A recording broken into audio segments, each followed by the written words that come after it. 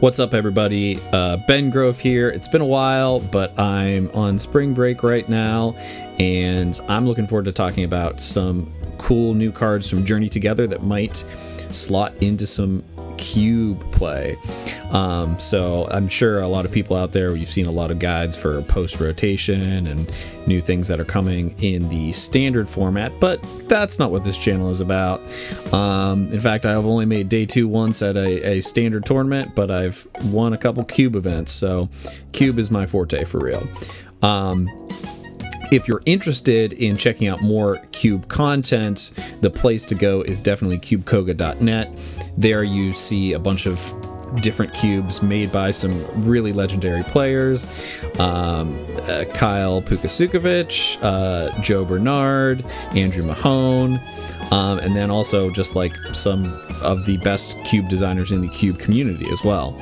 You'll also see links to the Cube League Discord, which is the league that I regularly play in. We host monthly-ish cube tournaments, and we'd love to have you.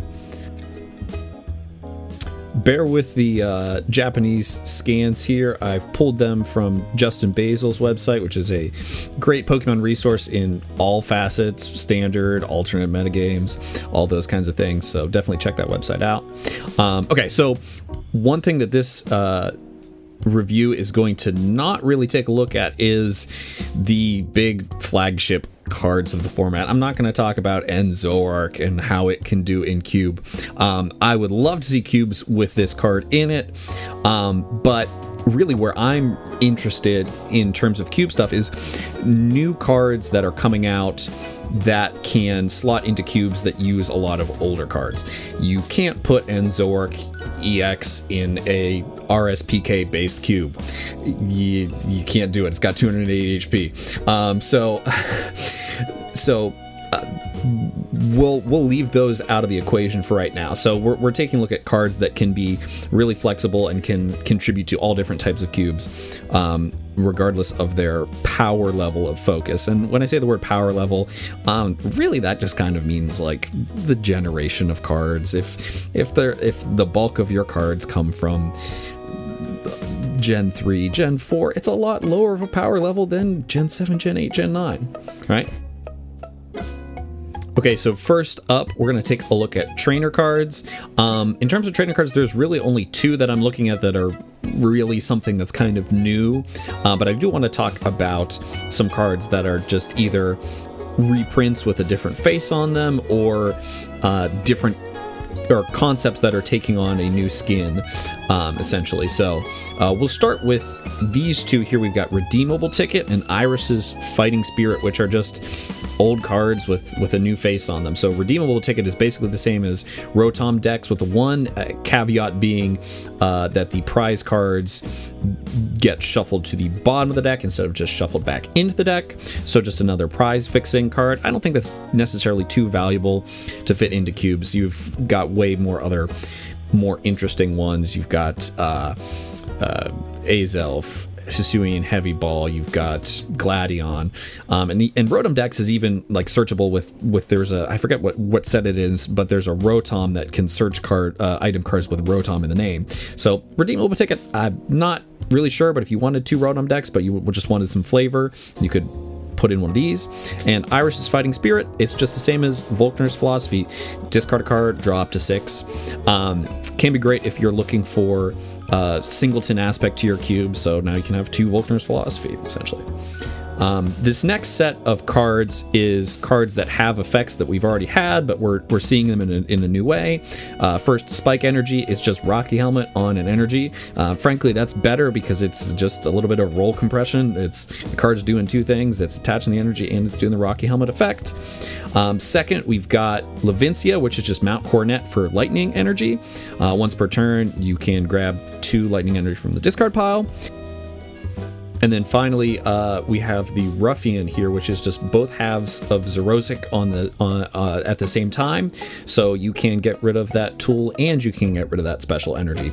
So if you wanted to power up Xerosic even more, which it's already a really powerful effect, but you could also include Ruffian in your cube. Now these next 2 cards are like actual new trainers that have some some new space that they're playing around with. First up is Brock's Scouting, which you have a choose one of these effects. Either search your deck for up to 2 basic Pokemon, reveal them and put them into your hand, then shuffle your deck, or search your deck for an evolution Pokemon, reveal it, and put it into your hand. So it's Pokemon Fan Club and Professor Elm's training method stapled together. You get to choose. So it's a direct upgrade for both of them. And I think if you're running a higher power cube, it's a much better include than including a card like Professor Elm's training method in the cube, just because the flexibility just allows you to pick it at much higher of a rate, for sure. So really cool card. A lot of the multiple mode cards really just slot into cube really well, so excited for this one. And then the final trainer card to look at is Billy and Onair. Draw 2 cards, then if you have 10 or more cards in your hand, draw 2 more. This is not necessarily a really powerful card. It could really go at any level, but I think cubes that could really use this well are cubes where there's a lot of draw engines like the Delcatty engine, and cubes where you maybe have a line like a Meowstic line, which this guy's got the hand kinesis attack. So this is a card that I think overall in general in cube is not a real power player, but if you have a cube that's got some lines that could really dig into this, I think this might be a great addition. Okay, moving on to Pokemon, there are going to be a couple of quick notes before we dig into the real meatier ones. There's 2 Call for Family Mons in the set. There's a Swinub with Call for Family, and there's an Oricorio with Call for Family. So if you've got a mutant cube and you want these kinds of effects, and these guys are your flavor, I mean, Swinub is such a cool Pokemon that's really underrepresented in the TCG. So honestly, kind of a really cool card, and I'm pretty sure there's an alternate art version of it too. So if you want to bling it out, yeah, go for it. And then here I just have the big dumb idiots that do something. These guys are all like a little bit flavorful of just like attacking basics that can be put into any deck. All the attack costs are colorless, and they're all kind of like, they all do different valuable things. Tropius, discarding a card, drawing 3. Dino, putting a supporter card from your discard pile into your hand. And Squawk Billy, drawing 2 cards. So each one of these, yeah, you could, if you wanted just like I just need a supporting Mon. Yeah, these guys will get the job done. I will say that Tropius and Dino are Tropius especially is pretty powerful with 2 for 50 and 110 HP. That's pretty nice. I wouldn't put any of these cards in like a Gen 3 era cube.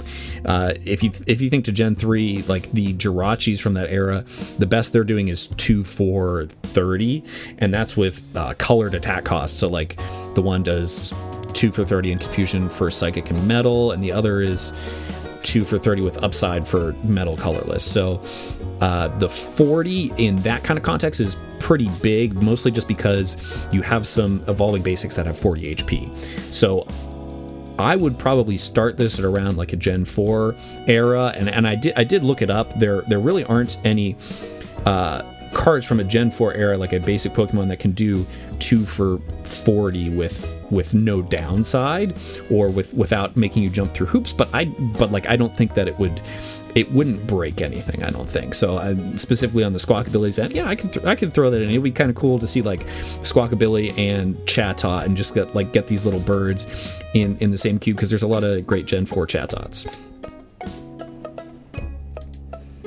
All right, first up here in the actual cards that I think could be really cool in cube, we've got Lilligant, which with the ability Sunny Day, your grass and fire Pokemon's attack to do 20 more damage to your opponent's active Pokemon before applying weakness and resistance. Now, astute scholars may notice this is the exact same ability as Lurantis from the Sun and Moon block. The big difference is, though, that it has an attack that does 20 less damage. So effectively 3 for 80 instead of 3 for 100. That's kind of a big difference, and that means that this kind of effect could be put into a little bit lower of a power level, and it's a really cool effect to have. There's kind of a gap in between the Cherim cards from Gen 4 that add 10 damage to this guy, because this guy just like, he does too much damage on his own. So getting the Lilligant instead of the Lurantis it could be a potential buff to these kind of strategies in cube. Next up is Magmortar with the Magma Surge ability. During Pokemon checkup, put 3 more damage counters on your opponent's burned Pokemon. And I think this Magmortar has the ability to fit into some reasonably like mid-high to high-ish power level, not like super high like Gen 7, 8, 9. I think like this could fit into a like Gen 6 based cube. The 3 for 90 with Fire Colorless is a pretty fair attack cost, and you've got ways to power this Magmortar up. You've got the Magmortar here from Supreme Victors with his evolutionary flame ability, which will burn and confuse the opponent's active on evolution. So I think there's different ways that this card could be enabled, which would make it really cool. And it's got a big body and it can hit pretty hard, but it's not unreasonable. So I think this is a potential really cool card, and there are a lot of other cards out there that do great interactions with burn. Next up, we've got Ludicolo with Vital Samba. Each of your Pokemon in play get 40 plus HP. The effect of Vital Samba doesn't stack. Now this one is probably the most powerful of the cards that I've listed here, I think, for potential. It does 3 for 130. It has effectively 180 HP. Ludicolo is a big boy here, but it's the first time this effect has been just like given to blanket all Pokemon of yours. We've seen it a lot for grass Pokemon. There's Shaman level X, there is Florges, there's Kricketune. So there's a lot of ways to do that for grass Pokemon. There's been ways to do it for Team Plasma Pokemon or for Eevees, but not just for everybody. So I think this is an interesting potential card, and there's a lot of other interesting Ludicolos out there that you can chain this with. There's the Swing Dance ones. There is the basic Pokemon do plus 100 damage. So I think you could really make a fun Ludicolo line out of some cards. This is definitely on the very high end of power though, but cool card. Next up, I think this is my best in show in terms of cube cards, is Iono's Kilowattrel. With the ability Flash Draw, you must discard a basic lightning energy from this Pokemon in order to use this ability. Once during your turn, you may draw a card until you have 6 cards in your hand. And you can see the card that I've put here that goes along with this is the Sprint Zebstrika. Now, the reason I'm comparing these two, obviously, it's a lightning consistency mon, but the reason I'm kind of comparing these two is, and I've seen this from my own experience because I have this Zebstrika in my cube. This Zebstrika is not just a consistency guy. It's a turn 2 aggressive, start killing your opponent's evolving basics guy. And oh wait, it's also my draw engine. So this Zebstrika has a real tendency to just roll over some things, and I'm kind of really excited to see like an alternative that has like an equivalent draw power effect, but the attack 3 for 70 is a lot better than 2 for 60 in terms of like you can put it in with some weaker stuff. 3 for 70 is pretty tame on rate. Now, if you've got a cube that has a lot of double rainbow energy or double colorless energy, sure, they still might be attacking turn 2, but I think this Kilowattrel is really great, and it plays in with a lot of other great lightning pieces that we already have in the cube space. You got Flaffy, you got the other guy with Dynamotor, Electric. So discarding the lightning energy, yeah, like the Iono's pieces from her kit in this set really can make some cube stuff happen. Next up, we've got this Toedscruel with the Forest Path ability. As long as this Pokemon is on your bench, your active Pokemon's retreat cost is colorless less. I think this is kind of cool because this kind of effect is just like it's been the Dodrio effect for as long as it's been around, and basically there are so many different power levels of cubes, even going back to Gen 1 era cubes, where like this Dodrio is a really good and vital part of that cube's space. So I think it's cool that this is on a different Pokemon too. Now I think this is more powerful than the most recent Dodrio printing here. 3 for 80 is higher on rate than 3 for the flipping a coin-ness, and plus the 130 HP body is kind of massive. But I think there's some room to play around with this.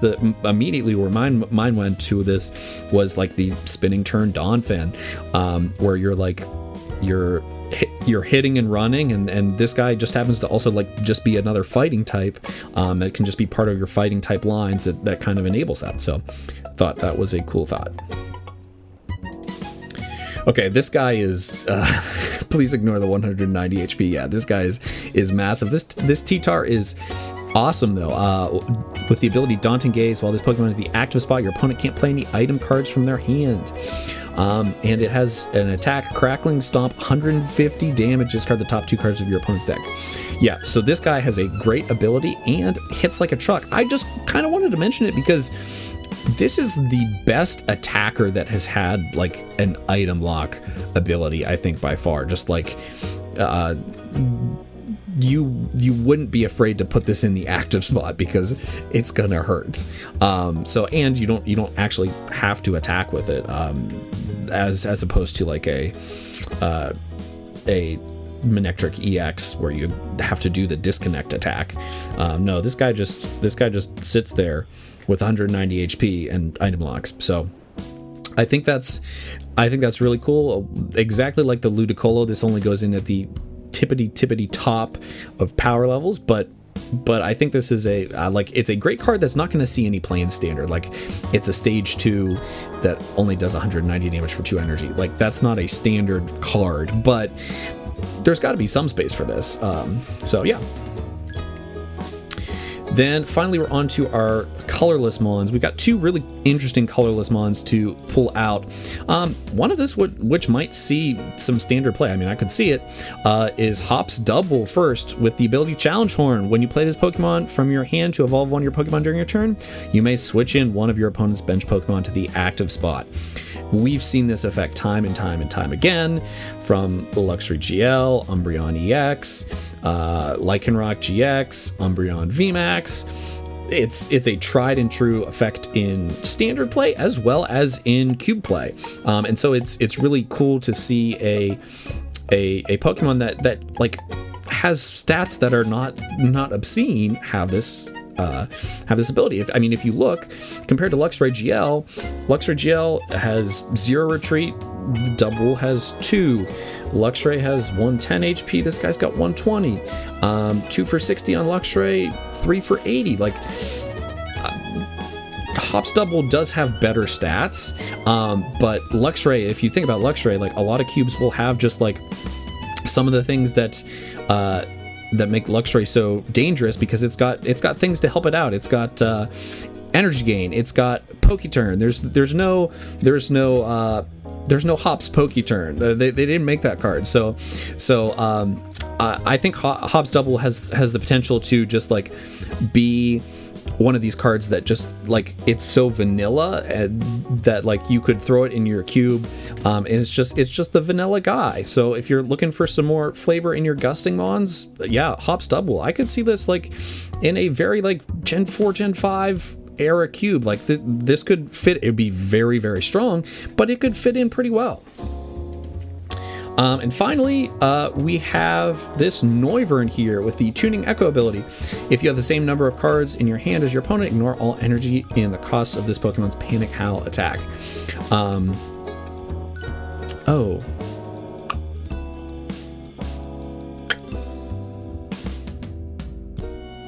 Dang, I just realized. Oops.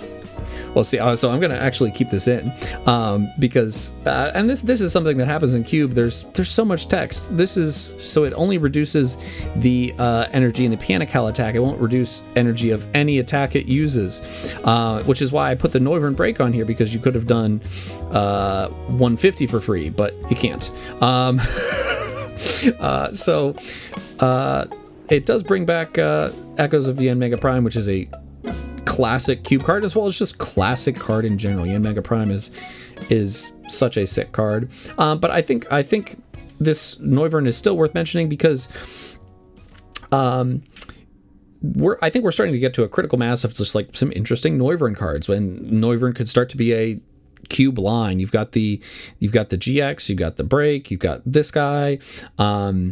There's the one that like snipes radiant Pokemon. So like there are a lot of really interesting Noivern that I think are flying under the radar, and this could definitely be a cube card. 110 damage if you're able to activate it isn't too much, and it just like forces some really it forces you to have to go down some interesting play patterns. And at the end of the day, that's something that makes cube really fun to me, is like the actual like how am I going to build my deck to get this guy online. So yeah, not as great as I originally thought, but reading the card explains the card. So yeah. All right, let me know if you guys enjoyed this kind of video, and we'll see you in the next one.